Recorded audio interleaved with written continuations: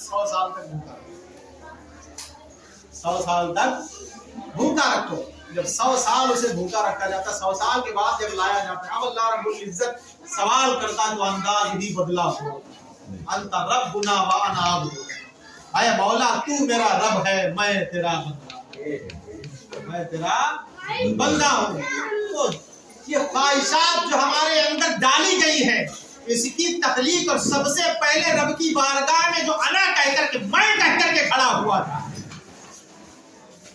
वो कोई और नहीं था, हमारी तुम्हारी ख्वाहिशात थी कि जिसने रब के आगे मैं की थी। रब के आगे मैं कहने वाला अगर कोई था तो वो हमारा तुम्हारा नफ्स था कि जिसने मैं कहा। और ये अना, जिसे अरबी में क्या कहा जाता है, अना, जब तक ये अना तुम्हारे और तुम्हारे रब के दरमियान से हटती नहीं है, ये अना फना नहीं होती है, उस वक्त तक जो है क्या है, बारगाह बका में कोई जगह हासिल है। बारगाह बका में जगह उसी वक्त हासिल होती है जब ये अपनी अना फना हो जाती है। तो अब्दुल कादिर ने 25 साल तक खाना छोड़ करके अपनी अना को फना किया था। अना को जब फना कर दिया, अब बारगाह रब्बुल इज्जत से पैगाम आता है।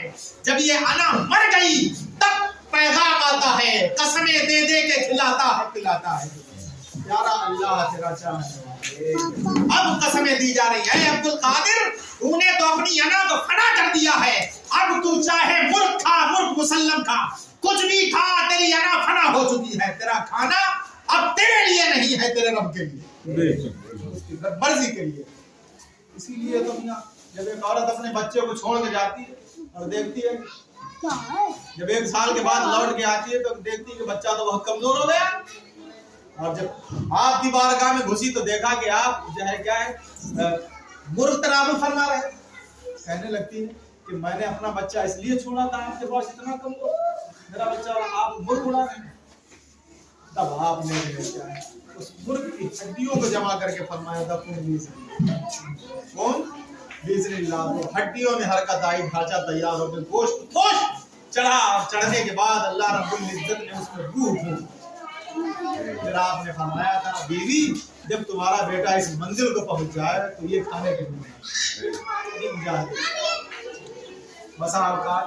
हम भी देखते मदारिस में पढ़ने वाले तलबा को रूखा सूखा मिलता, स्टाफ अच्छा खाता, उसे देख करके भी लोग जो है क्या तलबा को रूखा सूखा मिलता, चूंकि वो मुजाहदाती मंजिल में चल रहे, तो उसे देख करके भी तनफ्फुर अपने ज़हन दिमाग में नहीं लाना चाहिए, क्योंकि वो उनका मुजाहदाती दौर, और मुजाहदाती दौर में जो है क्या, वो रूखा सूखा खिलाकर कम खिलाकर, जितना ज्यादा खा लोगे जिसको उतना ही भोजन होता चला। हमेशा याद रखना, जब आदमी भूखा होता है तो फिर आवाज कहाँ से निकलती हो? जब तुम्हें भला की भूख लगी हो फिर आवाज कहाँ से निकलती?